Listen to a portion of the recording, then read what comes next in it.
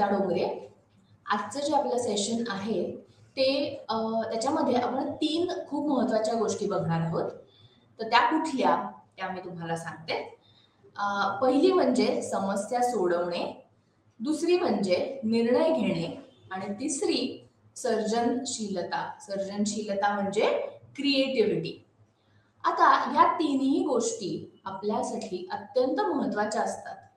पहिली म्हणजे तर प्रॉब्लेम. आता प्रॉब्लेम हा प्रत्येकाच्या आयुष्यात हा सततच येणारी गोष्ट आहे आणि आपण सतत कुठला ना कुठला तरी प्रॉब्लेम सॉल्व्हच करत असतो.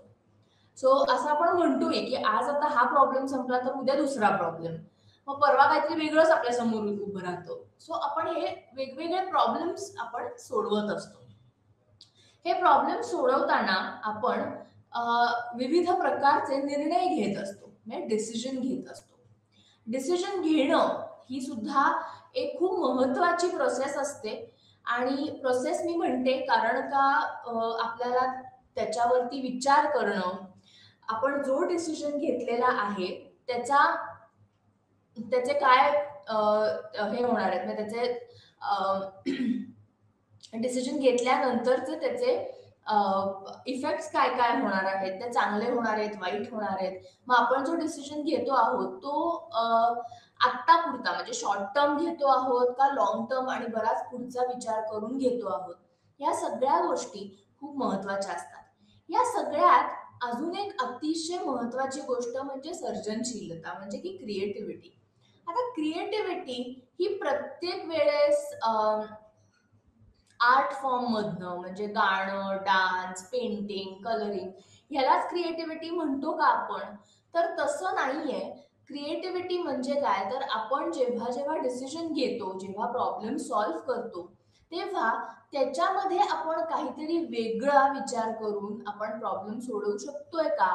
का आपण जे बुकिश आपल्याला शिकवलेलं असतं त्याप्रमाणेच विचार करतोय? डिसिजन घेताना आपण कुठलाही डिसिजन हा एक वेगळा विचार करून घेतोय का? का आपण फक्त त्या 4 चौकटींमध्येच बसवतोय? हे ह्याला सुद्धा क्रिएटिव्हिटी असं म्हणतात. आता आपण एक एक करून सगळे बघणार आहोत की पहिलं म्हणजे की प्रॉब्लेम सॉल्व्हिंग. प्रॉब्लेम सॉल्व्हिंग म्हणजे काय? मी म्हणलं तसं की जो व्यक्ती जन्माला येतो किंवा रादर आपण म्हणू की प्राणी जो जन्माला येतो त्या प्रत्येक प्राण्याला प्रॉब्लेम्स असतात आणि ते प्रॉब्लेम्स आपण आपल्या पद्धतीने आपल्याला जसे जमतील तसे आपण प्रत्येक वेळेस सोडवत असतो. समस्या सोडवणे म्हणजे एक समस्या आहे जी सोडवणे आवश्यक आहे. यात ध्येय गाठणे समाविष्ट आहे आणि अशा प्रकारे ध्येय निर्देशित विचार समाविष्ट आहे. ध्येय साध्य करण्यासाठी विविध पर्यायी मार्ग शोधले जातात. आता आपण काय करतो की कुठल्याही प्रकारचा आपण जेव्हा प्रॉब्लेम सोडवतो तेव्हा एक गोल डायरेक्टेड थिंकिंग असतं. म्हणजे काय गोल डायरेक्टेड? म्हणजे की आपल्या समोर काहीतरी ध्येय आहे की मला हा प्रॉब्लेम सोडवायचा आहे, यातनं बाहेर पडायचंय आणि ते करण्यासाठी म्हणून आपण त्या त्या प्रकारे विचार करतो, त्या त्या प्रकारे ऍक्शन्स घेतो. हे जेव्हा आपण करतो तेव्हा आपण हळूहळू आपला प्रॉब्लेम सॉल्व्ह करत आपल्या गोल पर्यंत पोहोचतो. प्रॉब्लेम सॉल्व्हिंगचे 3 घटक आहेत, ते आपण बघूयात. पहिला म्हणजे मूळ स्थिती, समस्या किंवा अडचणीच्या सध्याच्या परिस्थितीचा संदर्भ देते. म्हणजे की आत्ता मला नक्की कुठला प्रॉब्लेम आहे हे पहिले आयडेंटिफाय करणं हे खूप गरजेचं असतं. त्याच्यानंतर नेक्स्ट इज गोल स्टेट, ज्याच्यामध्ये आपण काय विचार करून काय अचीव करणार आहोत हे ध्येय स्थिती सांगत असते. आणि तिसरा म्हणजे की इच्छित परिणाम साध्य करण्यासाठी ध्येय स्थितीपर्यंत पोहोचण्यासाठी लागू केलेले नियम. म्हणजे काय की आता मला जो गोल अचीव करायचा आहे किंवा मला जो माझा प्रॉब्लेम सॉल्व्ह करायचा आहे ते करत असताना मला काय काय गोष्टी करायला पाहिजेत किंवा कुठले कुठले नियम फॉलो करायला पाहिजेत हे तिसरा कंपोनेंट ह्याच्यामध्ये सांगतो. या तिन्ही अंतर्गत किंवा मानसिक प्रतिनिधित्वाला प्रॉब्लेम स्पेस असं म्हणतात. म्हणजे ज्या अ, जागेत आपण मूळ आणि अंतिम अवस्था किंवा ध्येय स्थितीची कल्पना करतो आणि जिथे पर्यायी उपाय शोधले जातात आणि वापरले जातात. म्हणजे लास्ट आता स्टेज किंवा रादर ह्या तिन्ही स्टेजेस मिळून आपण काय करतो, तर आपण एखादा प्रॉब्लेम सॉल्व्ह करतो. त्याच्यासाठी आपण त्या त्या प्रकारे विचार करतो. त्या त्या आपण विचार करतो किंवा आपण वेगवेगळे उपाय शोधतो आणि ते आपण अप्लाय करतो, जेणेकरून आपला प्रॉब्लेम सॉल्व्ह होतो.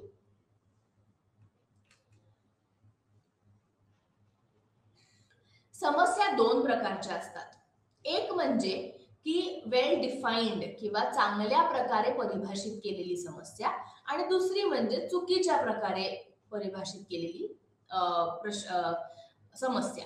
आता ह्याच्यात काय होतं, पहिला म्हणजे की जिथे आपण व्यवस्थित विचार करून गोल डायरेक्टेड बिहेवियर आपलं असतं किंवा विचार असतात, त्याला आपण एक वेल डिफाईन्ड प्रॉब्लेम असं म्हणतो.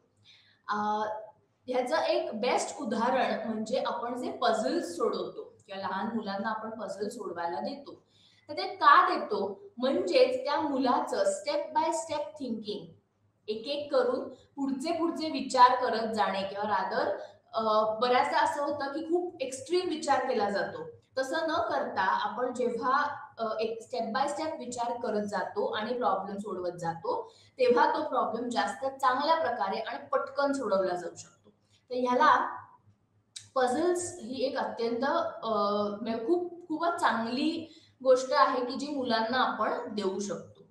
Next is ill defined problem किंवा चुकीच्या परिभाषित समस्या. आता ह्याच्यात काय होतं,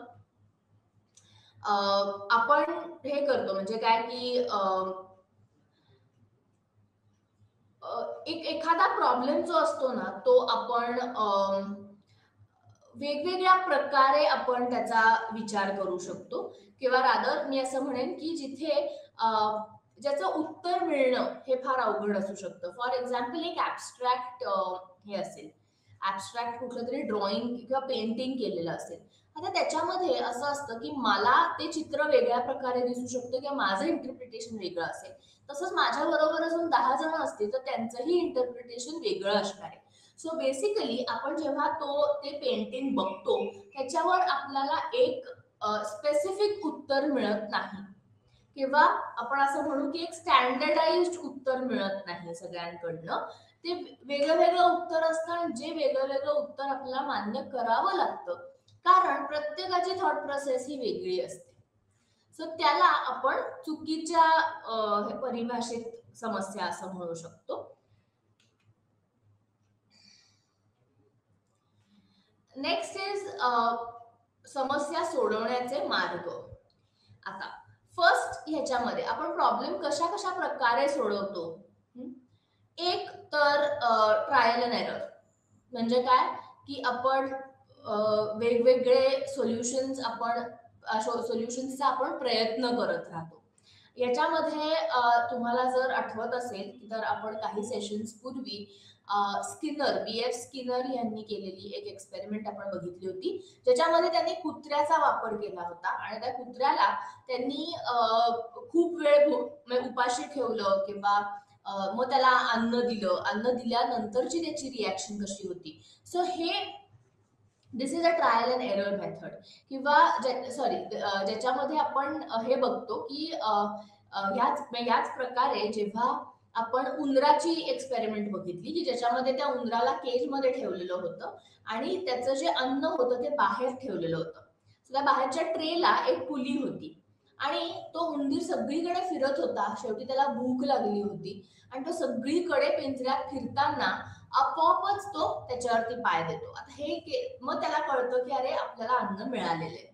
सो ह्याला ट्रायल अँड एरर असं म्हणतात की तो उंदीर खूप प्रयत्न करत असतो आणि अल्टिमेटली त्याला त्याचं उत्तर मिळतं. हे आपण रोजच्या ह्याच्यात सुद्धा करत असतो की अरे ठीक आहे, हा ऑप्शन नाही, चला तो बघूयात, तो नाही तो बघूयात, असं करत करत आपण ट्रायल अँड एरर हे रोजच्या आयुष्यात आपण वापरत असतो. Next is algorithm. Algorithm is something which is a step by step procedure to reach the solution. म्हणजे आपण अर्थातच ही एक सिस्टमॅटिक पद्धत आहे की ज्याच्यामध्ये आपण जसं एखादं गणित सोडवतो की त्याला स्टेप्सला खूप महत्व असतं, ज्या स्टेप्स आपण घेतो तसाच प्रॉब्लेम असतो की त्या प्रॉब्लेम मध्ये सुद्धा आपण स्टेप बाय स्टेप सोल्युशन शोधून काढणं हे महत्वाचं असतं किंवा रादर हे गरजेचं असतं. अल्गोरिदम मध्ये अर्थातच उपाय किंवा सोल्युशन शोधण्यासाठी खूप वेळही लागतो. Next is insight.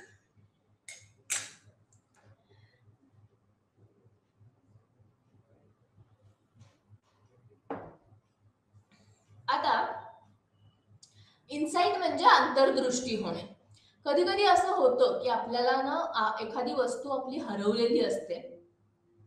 बऱ्याचदा हे ह्याच्या बाबतीत होतं, आपल्या चष्मा, हे मोठ्या माणसांचं तुम्ही बघितलं असेल की ते चष्मा कुठे ठेवला हेच त्यांना काही केल्या आठवत नाही.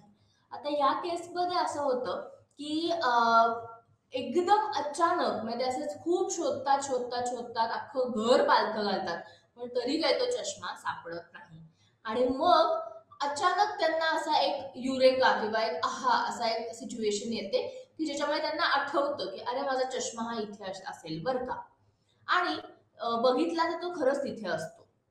याला आपण इनसाइट असं म्हणतो की एखादा प्रॉब्लेम असतो तो आपण रिऑर्गनाइज करतो आणि आपण आपला एक्सपिरियन्स, मागचा एक्सपिरियन्स वापरून आपण शोधण्याचा, आपण रादर त्याचं सोल्युशन काढण्याचा प्रयत्न करतो. Next is heuristics. ह्युरिस्टिक्स ही एक म्हणजे अल्गोरिदम पेक्षा ही थोडीशी एक it is a faster way की ऑफ फाइंडिंग सोल्युशन्स. आता इथे कसं होतं की अल्गोरिदम्स असतात ना ते युजली कम्प्युटर बेस्ड असतात. म्हणजे आपण त्यांना आपण कम्प्युटरवरती अल्गोरिदम्स वापरू शकतो. तसंच ह्युरिस्टिक्स असतात ना ते आपण आपल्या डे टू डे लाईफमध्ये वापरू शकतो. ऑल्सो की ह्युरिस्टिक्स म्हणजे काय तर it is a way in which आपण वेगवेगळ्या ट्रायल्स घेऊन, it is just like trial and error, पण दोज आर फास्टर वेज की ज्याच्यामध्ये आपण प्रॉब्लेम हा सोडवू शकतो. समस्या सोडवण्यासाठी काय काय अडथळे येऊ शकतात, तर ते 4 मेन प्रकारचे अडथळे आहेत जे आपण बघणार आहोत. फर्स्ट इज धारणात्मक अडथळे. म्हणजे काय तर perceptual barriers.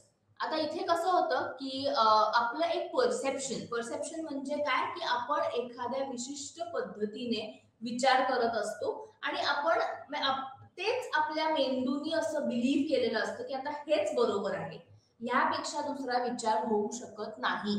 So that is our perception की आपण हे असं म्हणजे असंच करायचं, किंवा रादर एखाद्या व्यक्तीबद्दल आपल्याला जेव्हा परसेप्शन असतं की बास हा व्यक्ती हा असाच आहे, म्हणजे काय की तो वाईटच आहे, मग त्याला कितीही तो व्यक्ती चांगला वागला तरी आपल्याला तो काही चांगला वाटत नाही.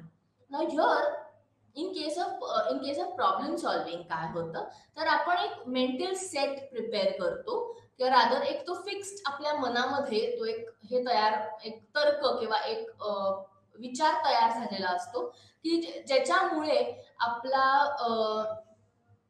म्हणजे आपण हे करतो काय बरं की आपण त्याच प्रकारे विचार करायला लागतो आणि ज्याच्यामुळे प्रॉब्लेम सॉल्विंग हे खरं तर प्रॉब्लेमॅटिक होऊ शकतं.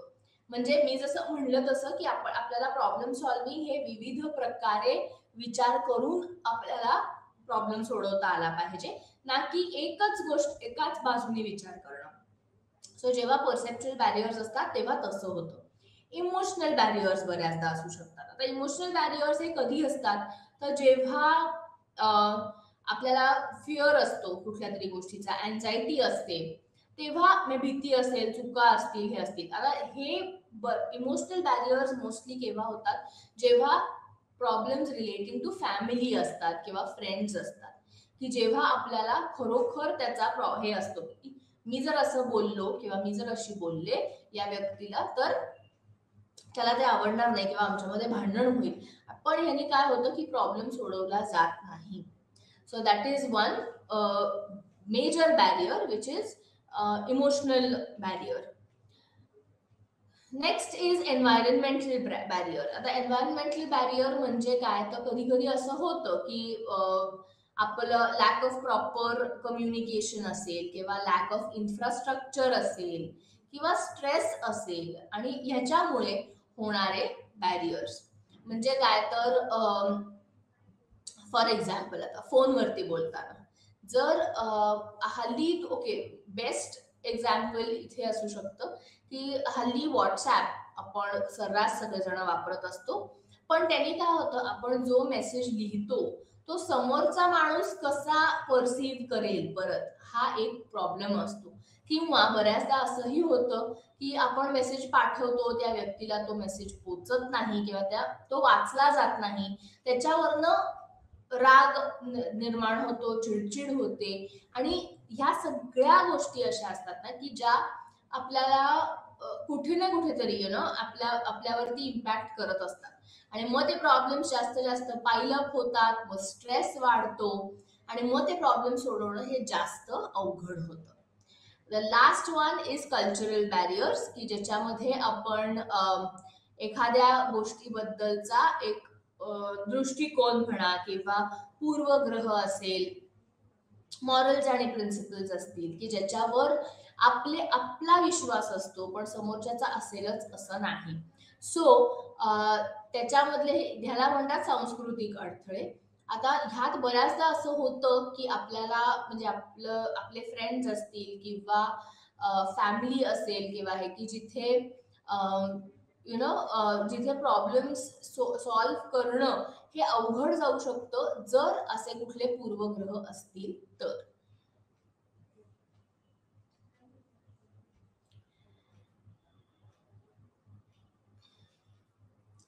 नेक्स्ट इज निर्णय घेणे किंवा डिसिजन मेकिंग. आता निर्णय घेण्यामध्ये अनेक पर्यायांचा विचार करणे आणि नंतर त्याची अंमलबजावणी करण्यासाठी एका विशिष्ट पर्यावर पोहोचणे समाविष्ट आहे. प्रत्येक पर्यायाच्या साधक आणि अ, बा- बाधकांचे वजन केले जाते. प्रत्येक प्रकरणातील परिणाम विचारपूर्वक विचारले जातात आणि नंतर एका विशिष्ट पर्यायावर एक शून्य आहे. आता अ, ह्याच्यावरती कसं होतं, डिसिजन मेकिंग ही एक अशी गोष्ट आहे की ज्याच्यामध्ये आपण विविध प्रकारचे ऑप्शन्स आपल्या समोर ठेवतो. ते ऑप्शन, प्रत्येक ऑप्शन वरती आपण विचार करून मग आपण एका ऑप्शन वरती येतो आणि तो आपण डिसिजन घेऊन पुढे जातो. ह्याला डिसिजन मेकिंग असं म्हणतात. आता निर्णय घेण्यामध्ये विविध चरणांचा समावेश आहे. लाईक विविध वेज आहेत. पहिले म्हणजे आव्हानाकडे जाणे, म्हणजे की राईज टू द चॅलेंज. आता ह्याच्यात असं असतं की प्रॉब्लेम पहिली गोष्ट काय आहे तो आयडेंटिफाय करणं हे खूप गरजेचं असतं. नक्की इश्यू काय आहे, ह्याच्यामध्ये काय डिसिजन घेणं हे योग्य असणार आहे, ह्या गोष्टी आपल्याला फॉलो करणं किंवा रादर ह्या गोष्टी आपल्याला बघणं हे खूप गरजेचं असतं. Next is searching for some options. आता आपण जेव्हा म्हणतो की एखादा डिसिजन आपल्याला घ्यायचा आहे, फॉर एक्झाम्पल आपण एक हे करूया की एक सिम्पल एक्झाम्पल की ज्याच्यामध्ये आपल्याला एक फॅमिली आहे आणि त्यांना सगळ्यांना बाहेर जेवायला जायचंय. सो लहान मुलं म्हणणार की आम्हाला ह्याच ठिकाणी जायचंय, मोठी माणसं म्हणणार इकडेच जायचंय, म्हातारी माणसं म्हणणार की नाही नाही आम्हाला असं काही जेवण चालत नाही तर आम्हाला साध्याच ठिकाणी जायचंय. आता हे जेव्हा असतं तेव्हा आपण त्याच्यावरती एक सोल्युशन किंवा एक ऑप्शन आपण शोधतो. तो कसा शोधणार, तर सगळ्यांना जाण्याजोगी जी जागा असेल तिथे तिथे आपण जेवायला जाऊया. हे करत असताना आपल्याला आपल्या समोर कुठले कुठले रेस्टॉरंट्स आहेत किंवा कुठल्या जागा आहेत की आपण जाऊ शकतो. सो ह्या सगळ्या गोष्टींचा विचार करून आपण एखादा डिसिजन हा घेत असतो. नेक्स्ट इज जो ऑल्टरनेटिव्ह आपण निवडलेला आहे तो ऑल्टरनेटिव्ह आपण व्यवस्थित इव्हॅल्युएट करणं हेही तितकंच गरजेचं असतं की त्या ऑल्टरनेटिव्हचे स्ट्रेंथ्स काय, लिमिटेशन्स काय आणि आपण काय बेस्ट करू शकणार आहोत.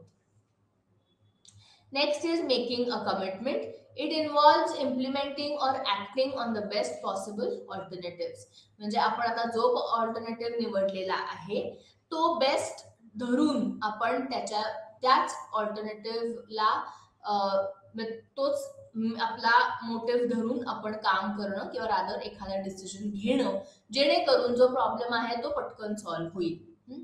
आणि the last one is assessing your decision. म्हणजे जो आपण घेतलेला डिसिजन आहे तो योग्य आहे का किंवा त्याचे होणारे आउटकम्स काय आहेत, कॉन्सिक्वेन्सेस काय आहेत, या सगळ्याचा विचार व्यवस्थित करून किंवा केल्यानंतर आपण पुढे जाणार आहोत. आणि last step is accepting and letting go. म्हणजे की आता आपण सगळा विचार केलाय, सगळं झालेलं आहे, ह्या उपर आपण विचार करू शकत नाही किंवा ह्या उपर आपल्याकडे ऑप्शन्स नाहीत. सो यातला आपण एक ऑप्शन चूज करून आपण आता निर्णय घेणार आहोत. So that is letting go, की आता बास, आपण आता डिसिजन घेऊन टाकायचंय. That is your last stage. Next is strategies for effective decision making. आता डिसिजन मेकिंग, जेव्हा आपण डिसिजन मेकिंग बद्दल बोलतो तेव्हा आपण हे लक्षात घेतलं पाहिजे की प्रत्येक व्यक्ती हा वेगळा असतो. म्हणजे काय की प्रत्येक व्यक्तीची विचार करण्याची पद्धत ही वेगवेगळी असू शकते. And so it is very difficult की आपण असं म्हणू शकतो की हा डिसिजन हा बेस्ट डिसिजन आहे किंवा हा परफेक्ट डिसिजन आहे. तसं नसतं. प्रत्येकाचा विचार हा वेगवेगळा असतो आणि प्रत्येक जण वेगवेगळ्या प्रकारे डिसिजन्स घेत असतो. आता इथे पहिली गोष्ट म्हणजे डेव्हलपिंग सेल्फ अवेअरनेस. म्हणजे काय की आपण जो व्यक्ती डिसिजन मेकिंग किंवा हे आहे त्याचे कॉन्सिक्वेन्सेस काय आणि whether the person is ready to live with those consequences. आणि म्हणून व्यक्तीला एखादे ऍटिट्यूड, व्हॅल्यूज आणि अप्रोच टू लाईफ आणि लाईफ गोल्स ह्या गोष्टी खूप महत्वाच्या असतात. Collection of appropriate information. आता जेव्हा डिसिजन घेत असतो तेव्हा आपल्याला इन्फॉर्मेशन त्या गोष्टीची काढणं हे खूप गरजेचं असतं.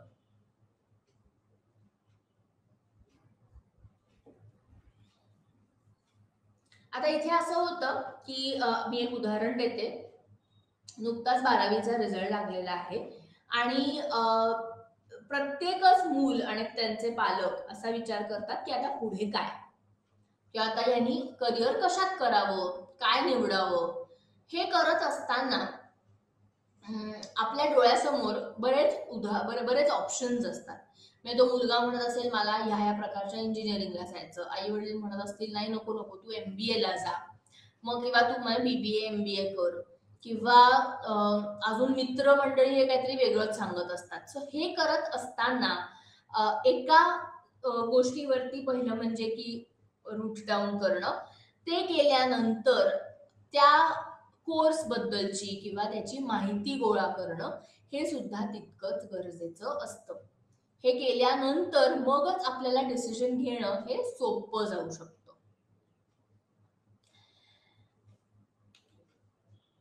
नेक्स्ट इज ताळेबंद तयार करणे. म्हणजे की एक बॅलन्स शीट तयार करणे. आता बॅलन्स शीट म्हणजे काय, तर आपण काय करणार आहोत तर त्याचे जो डिसिजन आपण घेतलेला आहे किंवा घेतो आहोत त्याचे फायदे काय आणि तोटे काय हे आपण लिहून काढणं आणि मग परत त्याच्यावरती विचार करणं हे गरजेचं असतं. आणि बऱ्याचदा काय होतं की आपण डिसिजन घेताना असं होतं की आपल्याला फक्त पॉझिटिव्ह गोष्टी दिसतात पण त्याचे तोटे किंवा नेगेटिव्ह गोष्टी आपल्याला दिसत नाहीत किंवा कळून येत नाही. मग आपण जर असा विचार केला की आता ह्याच्या नेगेटिव्ह गोष्टी काय काय असतील तर तेव्हा आपण त्या डायरेक्शनने विचार करायला लागतो आणि त्याची उत्तरं आपल्याला मिळतात. त्यामुळे फायदे आणि तोटे हे दोन्ही लक्षात घेणं हे गरजेचं असतं.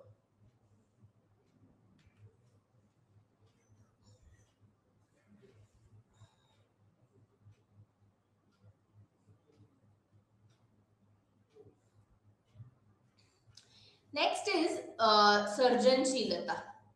सो मी जसं म्हणलं तसं नेक्स्ट आपला जो नेक्स्ट पॉइंट असणार आहे तो क्रिएटिव्हिटीचा पॉइंट असणार आहे. आता इथे क्रिएटिव्हिटी म्हणजे नक्की काय? सर्जनशीलतेचे वर्णन लोक कल्पक कृती किंवा उत्पादने, एखादी रचना किंवा कला किंवा शिल्प किंवा वैज्ञानिक सिद्धांत यासारखी नवीन निर्मिती केली जाऊ शकते. दुसऱ्या शब्दात आम्ही मुख्यतः व्यक्ती किंवा काही मूर्त उत्पादन किंवा त्या व्यक्तीच्या नवीन निर्मितीचा संदर्भ देतो. आम्ही सर्जनशील व्यक्तींचे विविध विशिष्ट वैशिष्ट्यांनुसार वर्णन देखील करतो. म्हणजे काय की क्रिएटिव्हिटी हा बेसिकली वेगवेगळ्या प्रकारे आपण क्रिएटिव्हिटीला बघू शकतो. लोक क्रिएटिव्ह असणं किंवा त्याच्यामध्ये लोक तर क्रिएटिव्ह असतात आणि म्हणूनच आपल्याकडे क्रिएटिव्ह गोष्टी घडतात. पण क्रिएटिव्हिटी सुद्धा वेगवेगळ्या प्रकारे असू शकते. लाईक की म्हणजे काय की आपण कुठल्या किंवा काय काय क्रिएटिव्ह असू शकतो किंवा काय ह्यावरती सुद्धा आपण हे बोलणं गरजेचं असतं. सर्जनशीलतेचे विविध प्रकारे वर्णन आणि व्याख्या करण्यात आली आहे. सर्जनशील कल्पना आणि शक्यता निर्माण करणे किंवा क्रिएटिव्ह आयडियाज आणि पॉसिबिलिटीज निर्माण करणे, निराकरण करण्यासाठी नवीन आणि मूळ मार्गांनी विचार करणे समाविष्ट आहे. अशा प्रकारे सर्जनशीलतेमध्ये मौलिकता समाविष्ट असते, परंतु मौलिकता ही नेहमीच सर्जनशीलता नसते, कारण असामान्य आणि नवीन विचार नेहमीच अर्थपूर्ण नसतात किंवा समाजासाठी योग्य आणि संबंधित असतात. म्हणजे काय की आपण प्रत्येक वेळेस क्रिएटिव्हिटी बद्दल जेव्हा बोलतो तेव्हा लोकांसाठी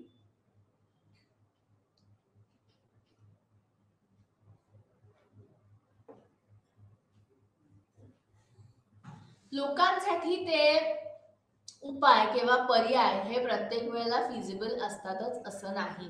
आणि त्यामुळे आपण जेव्हा जेव्हा कोणालाही एक क्रिएटिव्ह सोल्युशन देत असतो तेव्हा इट इज व्हेरी इम्पॉर्टंट आपण असा विचार करणं की ह्या व्यक्तीसाठी किंवा ह्या सोसायटीसाठी आपण जे सोल्युशन देतोय ते तितकं सुटेबल आहे का.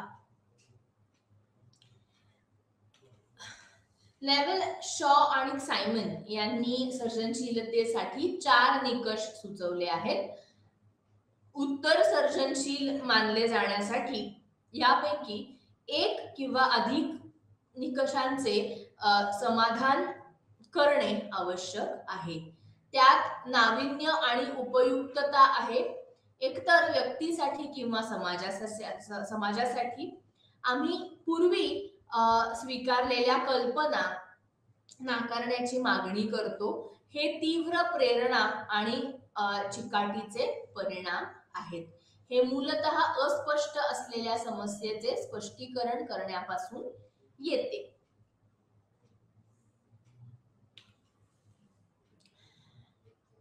गिलफर्डच्या मते सर्जनशीलतेमध्ये अभिसरण विचारांच्या उलट भिन्न विचारांचा समावेश होतो. नंतरचे परंपरागत सेट पॅटर्न्स मधील विचारांना संदर्भित करते, तर भिन्न विचार म्हणजे बॉक्सच्या बाहेर विचार करणे असं त्याला म्हटलं जातं. ज्याला आपण भिन्न विचार म्हणजे डायव्हर्जंट थिंकिंग असं म्हणतो. त्याला डायव्हर्जंट थिंकिंग कसं असतं की जेव्हा आपण बॉक्सच्या बाहेर विचार करतो. आता तुम्ही बघाल की आपल्याकडे ना डिझायनिंग नावाचा एक कोर्स आलेला आहे वेगळा. म्हणजे इट इज नॉट इंजिनिअरिंग किंवा it is not only drawing and painting, पण डिझायनिंग ऑफ एनिथिंग. म्हणजे कपड्यांपासनं प्रोडक्ट्स पासनं टू भांडी असतील, कपडे असतील, इंटिरियर असेल, हे सगळं डिझायनिंग, कार्स असतील, या सगळ्या गोष्टी डिझायनिंग मध्ये येतात. त्या मुलांना काय शिकवतात, तर त्यांना डायव्हर्जंट थिंकिंग शिकवतात. म्हणजे काय, की me out of the box विचार कसा करू शकतो किंवा कसा करू शकते. भिन्न विचारांमध्ये 4 प्रक्रिया किंवा पैलू असतात. पहिला म्हणजे की प्रवाह. आता ह्याच्यामध्ये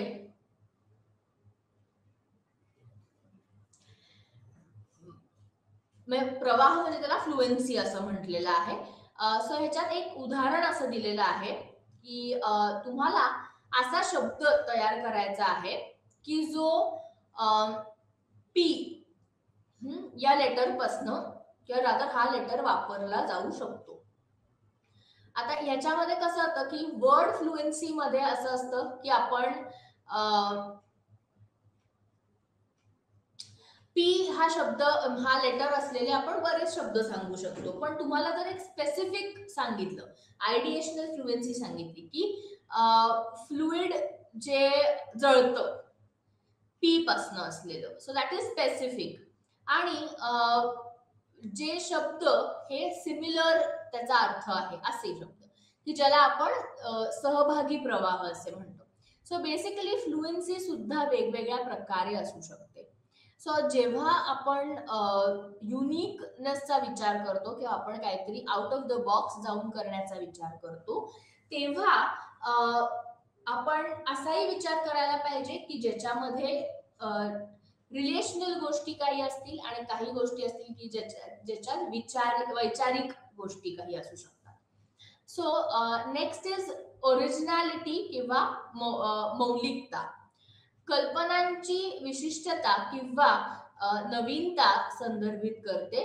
असामान्य, सांख्यिकी दृष्ट्या दुर्मिळ आणि स्पष्ट नसलेल्या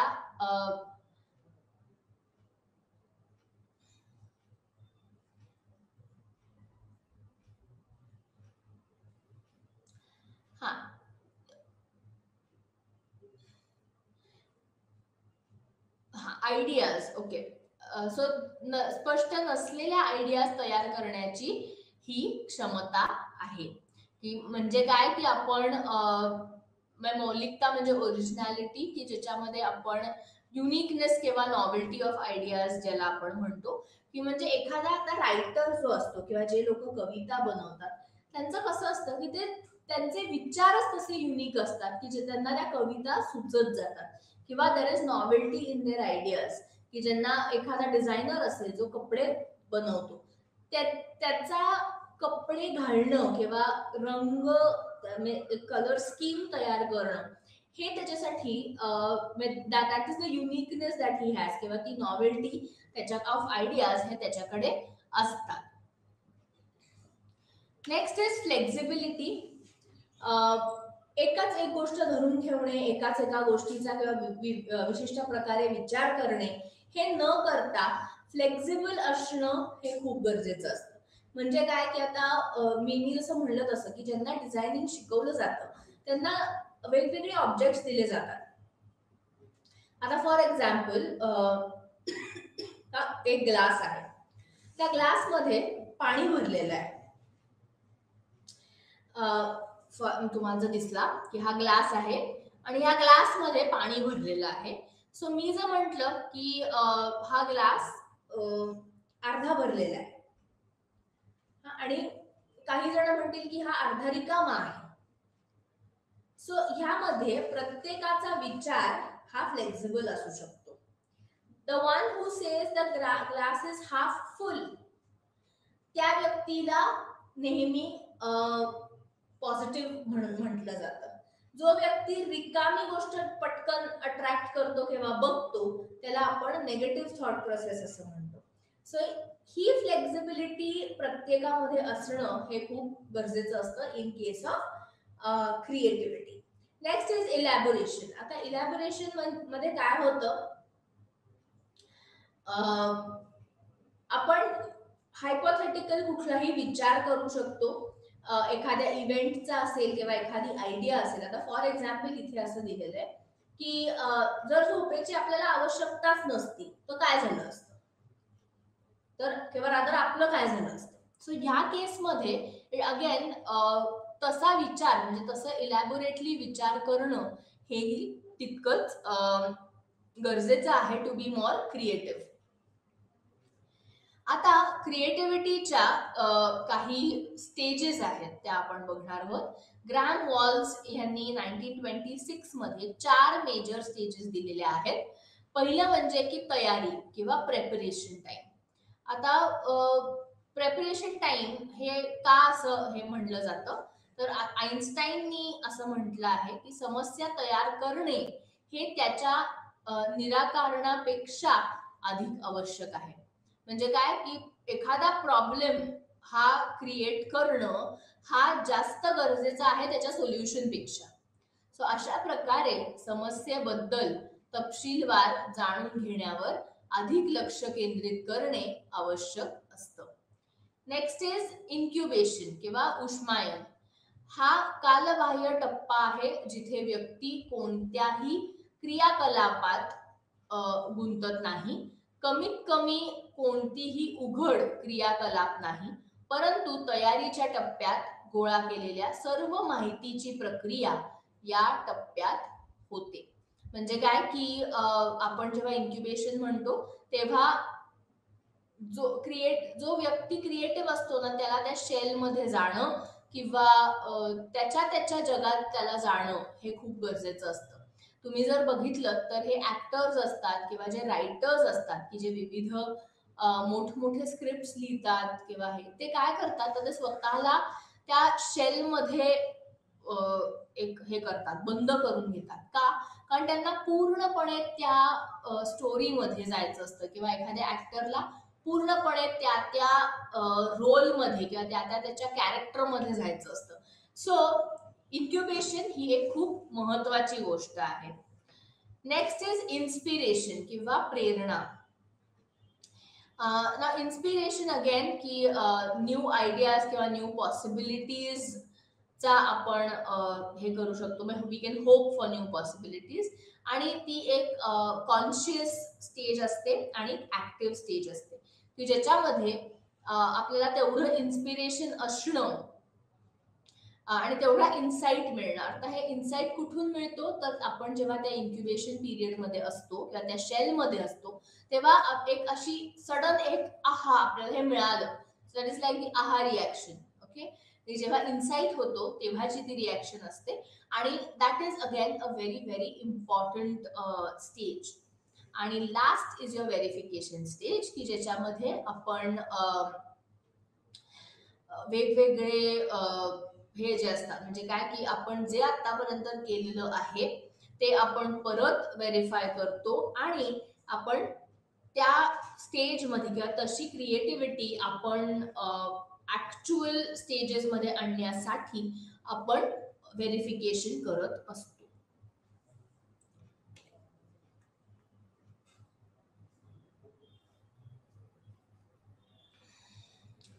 नेक्स्ट इज सर्जनशीलता वाढवण्याचे काही मार्ग असतात. हाऊ कॅन यू इन्क्रीज किंवा एनहॅन्स क्रिएटिव्हिटी. तुम्ही जर बघितलं ना तर लहान मुलं ही मोठ्या माणसांपेक्षा जास्त क्रिएटिव्ह असतात. मी एक एक्झाम्पल देते की लहान मुलांना जर आपण चित्र रंगवायला दिलं तर त्यांच्यासाठी हत्ती हा निळ्या रंगाचा असू शकतो, झाडं ही म्हणजे झाडांची पानं ही काळ्या रंगाची असू शकतात, एखादं फूल ते एकदमच ग्रे कलरचं असू शकतं.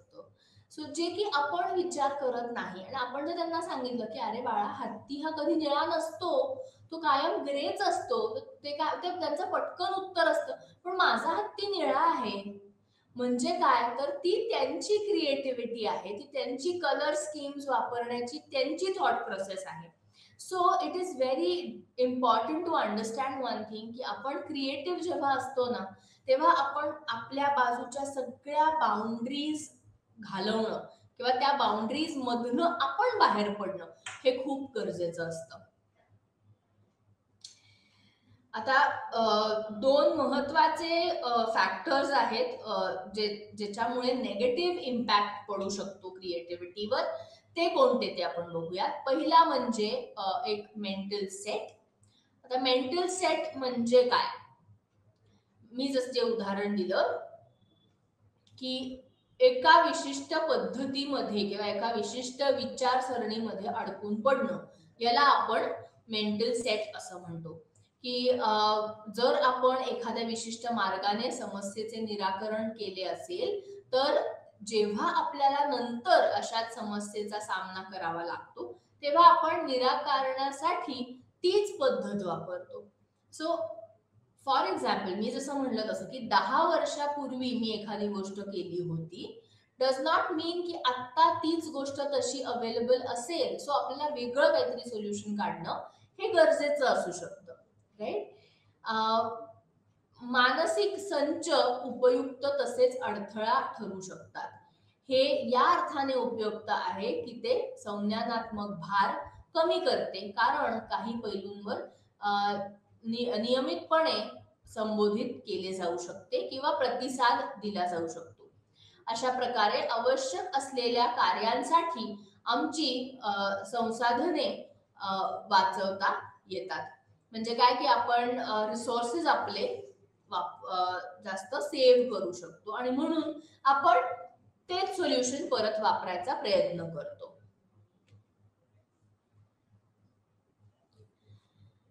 नेक्स्ट इज कार्यात्मक स्थिरता. म्हणजे काय? तर फंक्शनल फिक्सेडनेस. आता ह्याच्यात कसं होतं की फंक्शनल फिक्सेडनेस म्हणजे काय? तर ती एक टेंडन्सी असते to perceive things only in terms of their typical use or function. म्हणजे काय की एक चमचा, तर चमचा हा फक्त खायलाच वापरला जाऊ शकतो. किंवा एक पेन्सिल, पेन्सिल ही फक्त लिहायलाच वापरली जाऊ शकते. तर तसं आहे का? तर नाहीये.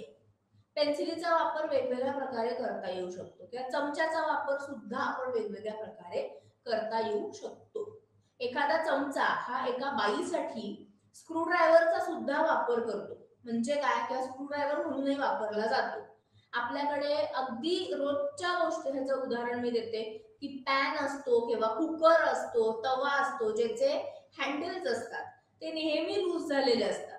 सो त्याचे स्क्रूज टाईट करणं हे तिथे स्क्रूड्रायव्हर मिळू शकत नाही.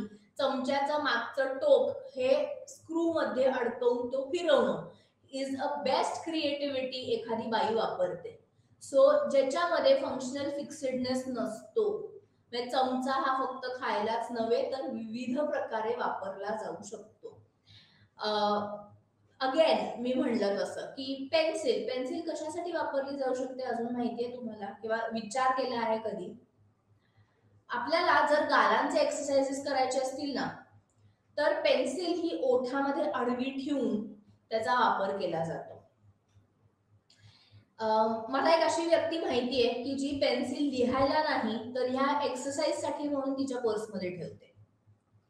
सो आपण हा विचार, म्हणजे हा जो फंक्शनल फिक्सेडनेस आपल्या मनात असतो की आपण एखादी गोष्ट ही एका त्याच पद्धती किंवा त्याच गोष्टीसाठी वापरतो, तर तसं नाहीये. आणि ते जेव्हा आपण करायला लागू तेव्हा आपल्यामधली क्रिएटिव्हिटी ही आपोआपच सुधारू शकते. क्रिएटिव्हिटी वाढवण्यासाठी काय काय गरजेचं आहे? ऑफकोर्स की भिन्न विचार करणं, डायव्हर्जन थिंकिंग हे खूप गरजेचं असतं. जेव्हा आपण तुम्ही बघता की गाणी तयार होतात किंवा लिरिक्स तयार होतं, शब्द तयार होतात किंवा एखादी वस्तू ही जेव्हा निर्माण होते, तेव्हा त्यामागे प्रचंड डायव्हर्जन थिंकिंग झालेलं असतं आणि म्हणूनच ती गोष्ट आपल्यापर्यंत पोहोचते. आणि दॅट इज द रिझन मी असं नेहमी म्हणते की लँग्वेज असेल, रिदम असेल, म्युझिक, आर्ट, ही कुठली तरी गोष्ट आपल्यामध्ये पाहिजे की that will help us be more creative. कारण ह्या सगळ्या गोष्टींमध्ये डायव्हर्जन थिंकिंगचा वापर खूप मोठ्या प्रकारे केला जातो. नेक्स्ट इज विचार मंथन, म्हणजेच की ब्रेन स्टॉर्मिंग. ऑफकोर्स की ब्रेन स्टॉर्मिंग हे खूप गरजेचं आहे. ते कसं तेही मी तुम्हाला सांगते की तुम्हाला माहितीये का की जेव्हा कुठली इलेक्ट्रॉनिक मीडिया किंवा इलेक्ट्रॉनिक गोष्ट जेव्हा या जगात येते त्यामागे त्याच्यावरती प्रचंड ब्रेनस्टॉर्मिंग झालेलं असतं. ब्रेनस्टॉर्मिंग म्हणजे काय? विचार मंथन. सो हे आपल्याला खूप खूप गरजेचं असतं.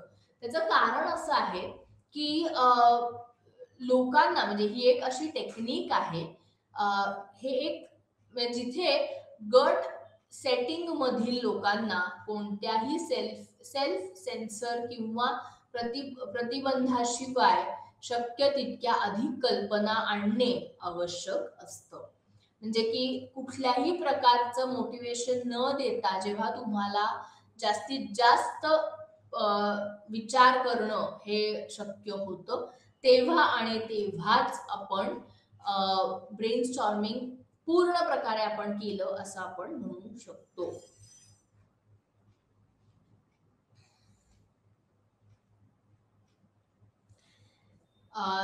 नेक्स्ट आपण जे बघणार आहोत that is de Bono's 6 hat method, की ज्याच्यामध्ये ही पद्धत समस्या वेगवेगळ्या दृष्टिकोनातून पाहण्यास मदत करते. या पद्धतीमध्ये प्रत्येक टोपी मानसिक दृष्ट्या परिधान करणे आणि प्रत्येक टोपीच्या वैशिष्ट्यांनुसार विचार करणे समाविष्ट आहे. कल्पना अशी आहे की 6 संभाव्य काल्पनिक रंगीत टोपींपैकी कोणतीही विशिष्ट गुणांनी युक्त असताना विचारवंत विचार करण्याच्या विशिष्ट दृष्टिकोनांवर जोर देतो. अशा प्रकारे ते वेगवेगळ्या दृष्टिकोनातून विचार करण्यास प्रोत्साहित करते. आता तुम्ही असं इमॅजिन करा की वेगवेगळ्या कलर्सच्या कॅप्स आहेत आणि तुम्ही त्यातली कुठली एक कॅप घातलेली आहे. सो प्रत्येक कॅप किंवा प्रत्येक रंग हा एक वेगवेगळा पैलू त्यामागचा बघणार आहे. सो लाल जर घातली तर त्याचा अर्थ काहीतरी असू शकतो की आपल्याला त्या प्रकारे विचार करायचा आहे. अशा 6 रंग 6 टोप्या आणि आपण आपल्याकडे वेगवेगळ्या रंगाचीच टोपी येणार आहे आणि आपल्याला वेगवेगळ्या प्रकारेच विचार करायचा आहे. हे जेव्हा आपण हे करतो, हे जेव्हा रादर आपल्यामध्ये आपण इम्बाईब करतो तेव्हा आपण असं म्हणू शकतो की आपल्याला क्रिएटिव्हिटी ही जमायला लागलेली आहे. सो असे this is a technique which is used आणि मोठमोठ्या कंपनीज मध्ये वगैरे सुद्धा हे टेक्निक वापरलं जातं. ओके, की जिथे इट इज अगेन हे असतं म्हणजे काय की गरजेचं असतं की बऱ्याच ठिकाणी क्रिएटिव्हिटीचा वापर हा करावा लागतो किंवा कंपनीज असतील, मोठमोठे ऑफिसेस असतील, मार्केटिंग स्ट्रॅटेजीज असतील, सगळीकडे क्रिएटिव्हिटी असते. आपण जेव्हा ऍडव्हर्टाइजमेंट बघतो, एखादं प्रोडक्ट असतं, ते प्रोडक्ट आपल्याला अट्रॅक्ट करतं, तर ते प्रोडक्ट अट्रॅक्ट करत नाही, आपल्याला जी ऍड दाखवली जाते ती आपल्याला अट्रॅक्ट करत असते. So it is very important की क्रिएटिव्हिटी ही असणं किंवा क्रिएटिव्हिटी ही प्रत्येकामध्ये असणं गरजेचं असतं. मी म्हणणार नाही की गरजेचंच असतं, पण ज्या व्यक्तीकडे क्रिएटिव्हिटी असते तो व्यक्ती वेगवेगळ्या प्रकारे प्रॉब्लेम्स सोडवू शकतो, वेगवेगळ्या प्रकारे डिसिजन्स घेऊ शकतो आणि डेफिनेटली त्याच्यामध्ये एक युनिकनेस असतो किंवा एक वेगळेपणा असतो की जो लोकांना अट्रॅक्ट करतो. Now this is the last technique that I spoke about. आपण जेव्हा डिसिजन मेकिंग बद्दल बोलतोय किंवा प्रॉब्लेम सॉल्विंग बद्दल बोलतोय तेव्हा आता तुम्ही प्रत्येकाने असा विचार करायचा आहे की रोजच्या आपल्या डे टू डे लाईफ मध्ये आपल्याला इतके प्रॉब्लेम्स येतात. प्रत्येक वेळेस आपण काय करतो तर प्रत्येक वेळेस आपण तीच पद्धत वापरून प्रॉब्लेम सॉल्व्ह करायचा प्रयत्न करतो. सो आपण जेव्हा असं करायला लागू की अरे हा प्रॉब्लेम आलेला आहे तर तो मी 3 वेगळ्या प्रकारे कसा सोडवू शकीन. आता प्रॉब्लेम सॉल्विंग ही गोष्ट काय असते माहितीये का की ती बायकांना युजली खूप चांगली जमते. त्याचं कारण काय असतं, कारण ते मल्टीटास्किंग करत असतात.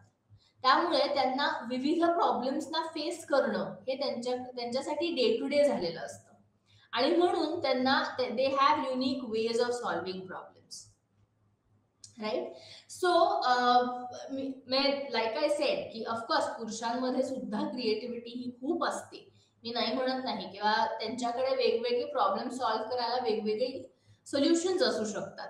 सो हे प्रॉब्लेम सॉल्विंग आणि डिसिजन मेकिंग किंवा सोल्युशन सापडवणे ही एक प्रोसेस असते ज्याची आपल्या मेंदूला सवय असायला लागते. सो वन्स आपल्याला ती सवय झाली की ओके हा प्रॉब्लेम आहे ना, मग चला मग मी आता असा सॉल्व्ह करणार किंवा तसा सॉल्व्ह करणार, तर आपल्याला इमिजिएटली प्रॉब्लेम सोडवणं हे खूप सोपं वाटायला लागतं. प्रॉब्लेम सॉल्विंग आणि डिसिजन मेकिंग ह्या दोन अशा गोष्टी आहेत की ज्या आपल्याला प्रत्येक फेज ऑफ आर लाईफ आपल्याला त्या गरजेच्या असतात. राईट. राईट फ्रॉम मला कुठला विषय निवडायचा आहे, मला कुठला कोर्स करायचा आहे, टू मला करिअर काय करायचं आहे, या प्रत्येक ह्याच्यावर आपण विचार करत असतो आणि प्रत्येक वेळेस आपल्याला येणारे प्रॉब्लेम्स आपण तसे तसे सोडवत असतो. सो मी म्हणलं तसं की प्रॉब्लेम सॉल्विंग आणि डिसिजन मेकिंग ह्या दोन गोष्टी खूप महत्वाच्या असतात. आणि क्रिएटिव्हिटी ऑफकोर्स त्याच्यामध्ये आलीच, कारण का जर तुम्ही क्रिएटिव्ह नसाल तर तुमच्या मनामध्ये एक मेंटल सेट जो आपण म्हणतो किंवा फंक्शनल फिक्सेडनेस जो आपण म्हणतो तो इमिजिएटली येतो. आणि आपल्याला डे टू डे लाईफमध्ये डेफिनेटली त्याचा त्रास होऊ शकतो. त्रास का म्हणेन मी, कारण का जर प्रॉब्लेम्स पटापट सोडवण्याची सवय नसेल तर त्याचा परिणाम हा कॉन्फिडन्स वरती पण होतो, की हळूहळू कॉन्फिडन्स कमी कमी व्हायला लागतो. आणि हेच जर आपल्याकडे युनिक वेज असतील टू सॉल्व्ह प्रॉब्लेम्स तर ते प्रॉब्लेम्स आपल्याला कधी वाटतच नाही, बिकॉज आपल्याकडे प्रत्येक वेळेस आपल्याकडे काहीतरी सोल्युशन हे तयार असतंच. And so it is very very important की प्रत्येकाने प्रॉब्लेम सॉल्विंग डिसिजन मेकिंग वरती काम करणं. लहानपणापासून लहान मुलांना आपण मी म्हणलं तसं पझल्स देणं, किंवा ते हे जे असतात काय बरं कोडी असतात की ज्याच्यामध्ये तुम्हाला एका बाजूकडनं दुसरीकडे जायचं असतं, you have to find your way. तर तो तुम्ही कसा शोधता किंवा तुम्ही ते कसं सोडवता.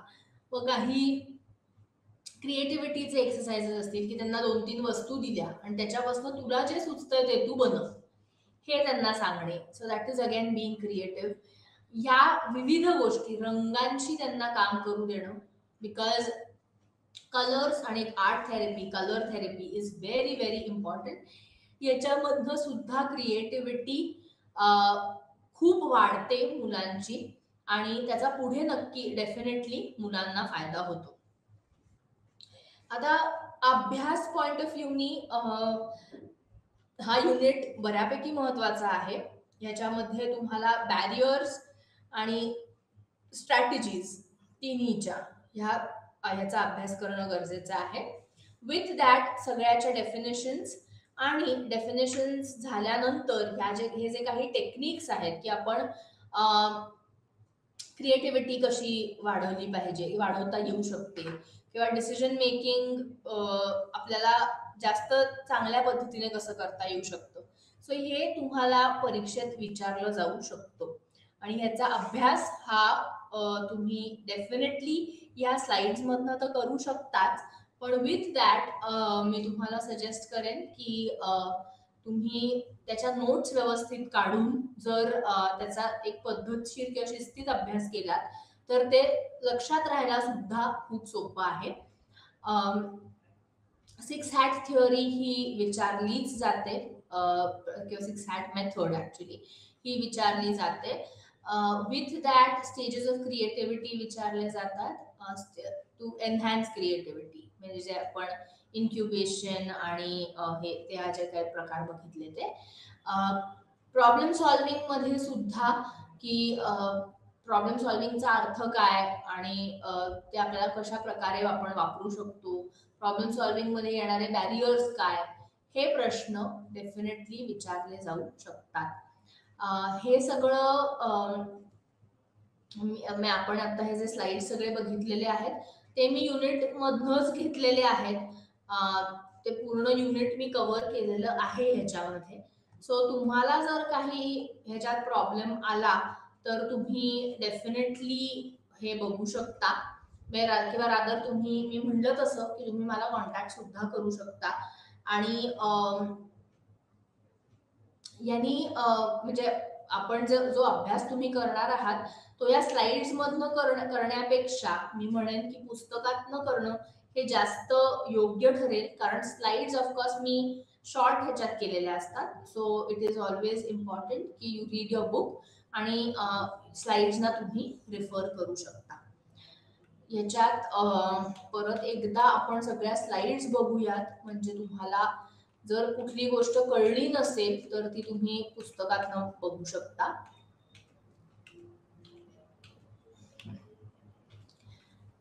समस्या सोडवणे म्हणजे प्रॉब्लेम सॉल्विंग. आता प्रॉब्लेम सॉल्विंगचे आपण 3 घटक बघितले की ज्याच्यामधनं आपण प्रॉब्लेम पर्यंत पोहोचतो. तिन्ही एकत्र केल्यानंतर आपण प्रॉब्लेम सॉल्व्ह करायला मदत होऊ शकते.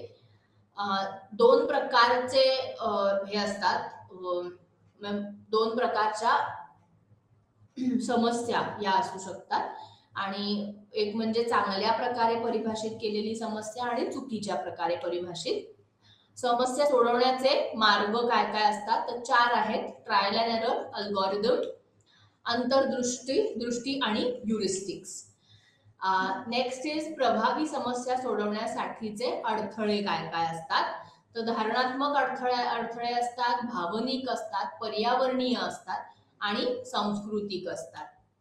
मग निर्णय घेणे म्हणजेच की डिसिजन मेकिंग. आता त्याच्यामध्ये निर्णय घेण्यामध्ये परत विविध चरणांचा समावेश केला जातो की आव्हानाकडे जाणे, पर्याय शोधणे, पर्यायांचे मूल्यमापन करणे, वचनबद्धता करणे आणि तुमच्या निर्णयाचे मूल्यांकन करणे.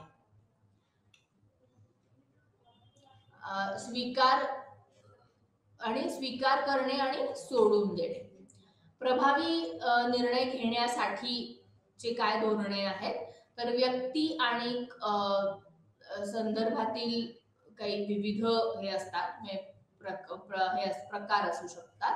आत्मजागरूकता विकास करणे, योग्य माहितीचे संकलन करणे, ताळेबंद तयार करणे हे विविध प्रकार आहेत.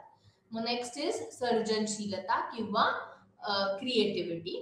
क्रिएटिव्हिटी मध्ये आपण बघतो की क्रिएटिव्हिटीची डेफिनेशन काय, त्याचा अर्थ काय, आणि मग आपण त्याच्यामध्ये वेगवेगळ्या परत काही निकष आहेत की जे आपण बघितले.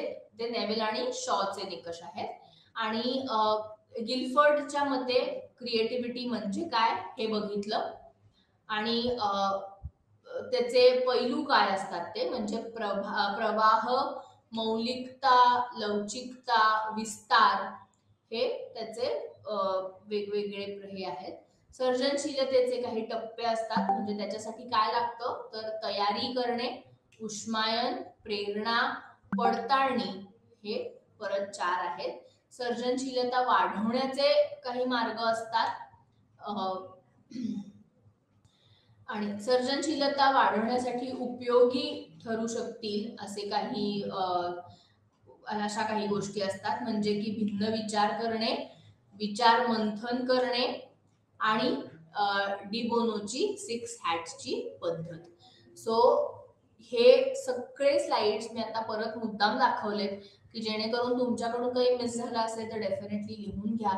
आणि पुढच्या सेशन मध्ये आपण असंच एक वेगळा टॉपिक घेऊन येणार आहोत. तोपर्यंत तुम्ही याचा अभ्यास करा आणि त्याच्या नोट्स व्यवस्थित काढून ठेवा. धन्यवाद. आजचं सेशन आपलं इथेच संपलंय.